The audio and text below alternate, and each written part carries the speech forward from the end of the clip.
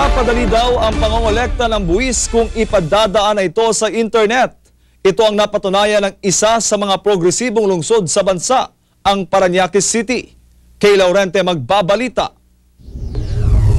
Karamihan sa mga lokal na pamahalaan sa buong bansa ay mano-mano pa rin sa pagsasagawa ng transaksyon at serbisyo at isa nga dito ay ang pagbabayad ng buwis.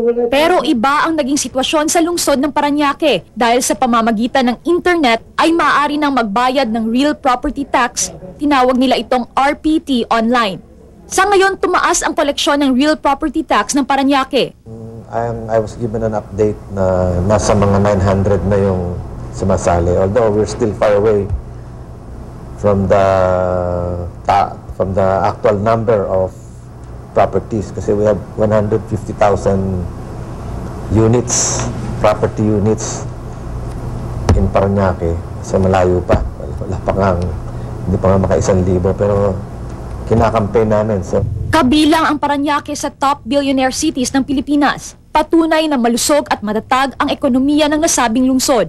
At inaasahan ng Parañaque na tataas pa ang kanilang koleksyon ng real property tax kung lahat ng establishmento ay makaka-enroll na sa kanilang RPT online.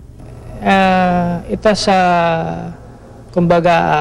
breakthrough project na masasabi natin sa IT since ang Parañaque was the first LGU to adopt this kind of system. Ang sistema ng enrollment sa RPT online ay ang sumusunod. Una, kailangang may real property tax account ka sa Parañaque. Pangalawa, ikaw ay dapat may active email account. At pangatlo, may active bank account sa Land Bank.